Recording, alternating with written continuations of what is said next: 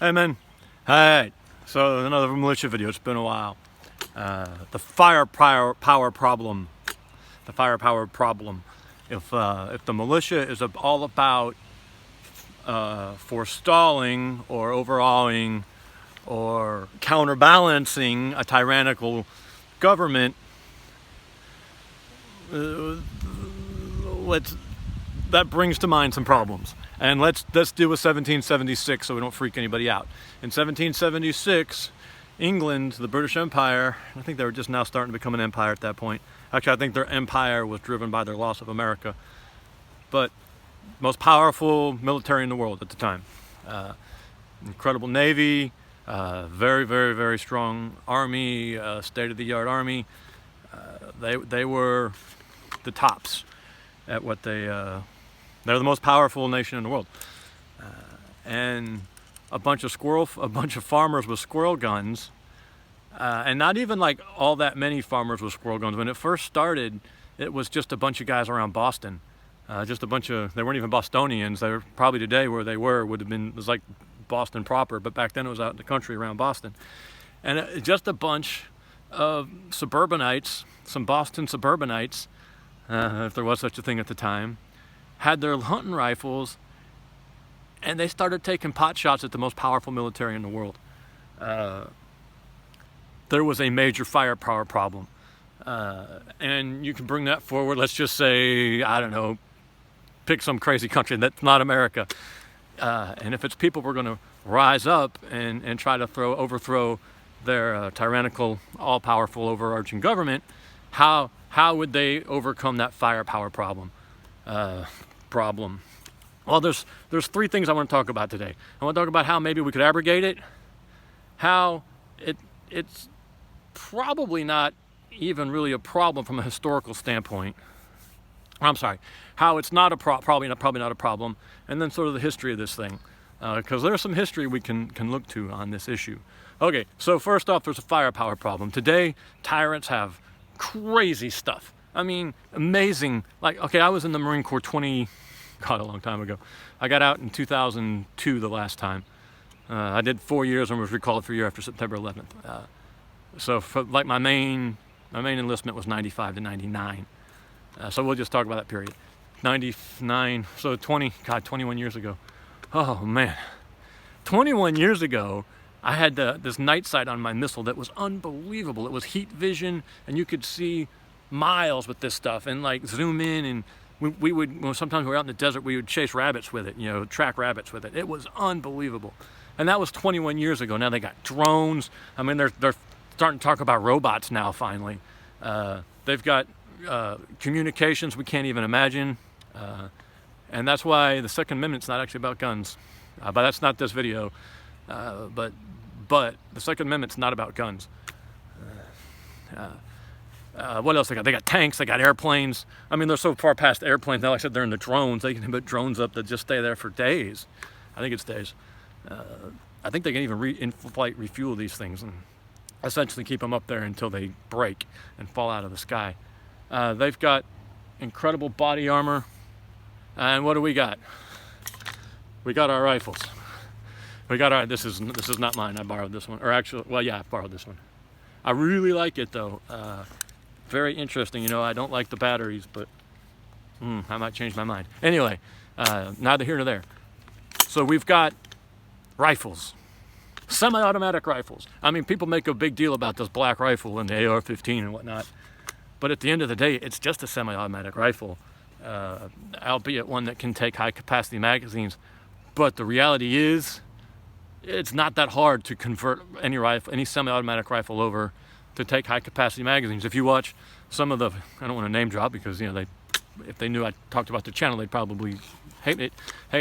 But, you know, one of the big gun channels that talks about weapons that have been forgotten, you know, he'll have all kinds of videos about weapons that were attempted to be converted from, say, bolt action to semi-auto, and them adding detachable box mag. You know, there's an SKS conversion where they would put AK mags in the SKSs and stuff.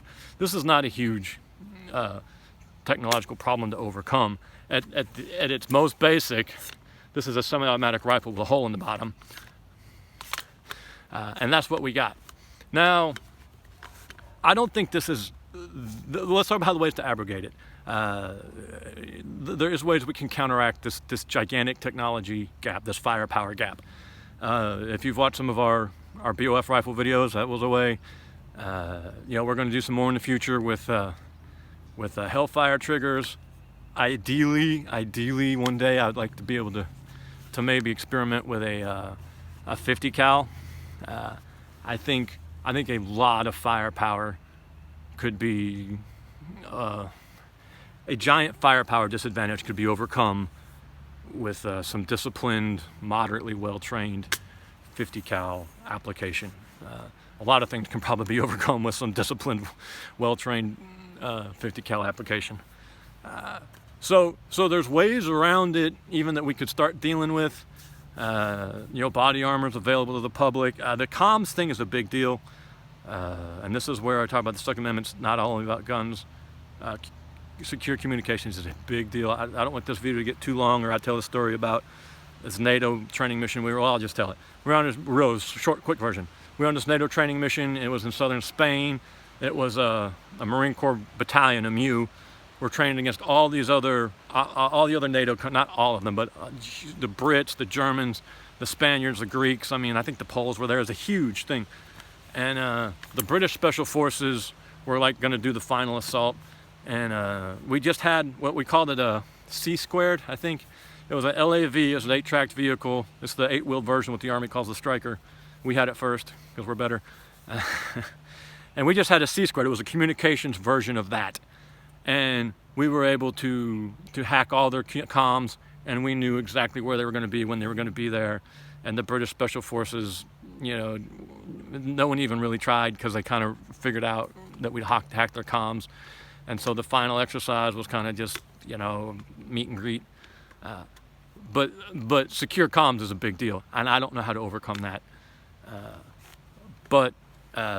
You look at Iraq, you look at Afghanistan, where you had a moderately well-armed militia. They did have RPGs, which are a big deal. They did have access to explosives, which are a big deal. They did have access to some light machine guns. I think there were some mortars.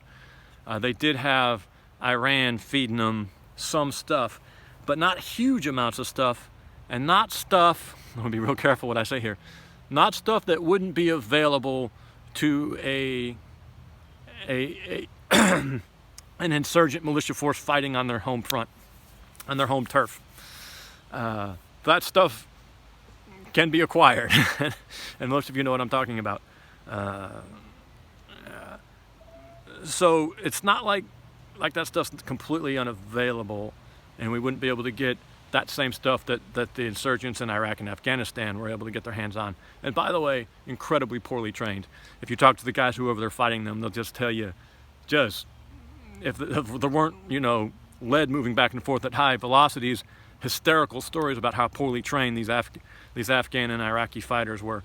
And they still managed to stand up to us, to the American military. That's not sorry, I got a phone call in the middle of filming. That's what happens when you use your cell phone for your camera. Apparently they're supposed to be phones first. Anyway, what I'm saying is those insurgencies in Iraq and Afghanistan are very replicable in other places, especially the one in Afghanistan with the mountainous terrain. Iraq, that was really impressive, because that was just flat desert as far as the eye can see, literally, and nowhere to hide or nothing. And they still managed to stand up to the American military. That success is replicable in other places. For instance, if us, in America, we had to rise up, we can replicate that, because we've got the militia movement, the Patriot movement, is just chock full of veterans, So we got a very strong core, if you will, of highly trained, experienced individuals who could take this thing up and acquire those weapons that we would need, that the Iranians fed to the Iraqis. So I don't know that it's that big of a deal. And if we look into history, this is the third thing I wanted to talk about. The first thing was there's ways we can abrogate it. We can acquire the weapons of the infantry, even legally now under the NFA. the National Firearms Act, we can get the stuff we would need to be a credible threat. Because remember, you don't have to be, the militia doesn't have to be an overpowering threat. It has to be a credible threat. It has to be strong enough that putting it down is not worth the hassle. And I mean, if you could be overpowering, that's great. But that seems like a really high goal, and people get discouraged when they think about that. But so the first thing was, you know, there's a firepower gap, but we could bridge it in certain ways. Not much you can do about that Air Force stuff, but you know, fight in the mountains, stay in the woods, that sort of thing. City, that sort of thing does definitely not neutralize, but offset some of that air power advantage. If you're not trying to control the air, you know, it's not that big of a, you know, you just got to avoid it. When you're trying to control the air, you need a big force, you know, Air Force and surface-to-air missiles and all that. But the surface-to-air missiles are possibly acquirable. The National Guard has them, just saying. Okay, and then we talked about how it probably wasn't a problem, and I'm getting a text message, and I'm hoping I'm still filming. Now let's talk about what happened in the history. Now we can look at our own history, 1776. We touched on it a little bit earlier. I've got a video about the Battle of Hastings and how a ragged small corps of professional fighters surrounded by just a regular poorly armed militia, or a regularly armed militia for the time. They had their version of the AR-15. Stood up to and almost overcame a overwhelming, highly modern, highly armored professional fighting force. And even though they didn't beat them at that battle, they were still able to preserve their culture because they were strong enough. Read Ivanhoe and Robin Hood and all that. It's fun stuff. We all know about Thermopylae. I'm never sure how it's pronounced. I think it's Thermopylae. The 300, you've seen the movie, you know, that's a historical battle. You all know this. 300. Now, these were well-trained guys, and these were well-trained, well-armed guys, but they stood up to overwhelming odds for a long period of time. What else? There's a bunch of them. I had a bunch in my mind before I came out here. Oh, well, it doesn't matter. The Mexican Revolution, although that was kind of weird. That was like two militia forces against each other. The French Revolution, they actually ended up co-opting the military. But the core of that, at least initially, was what was it called? That was a militia.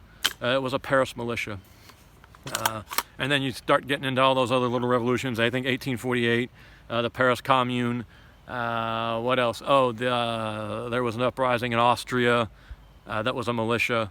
I think Hungary just was constantly mobilizing a militia to either harass the Austrians or the Turks, the Ottomans, all throughout history. And you look, you look at, say, like the Anglo-Saxons invading England.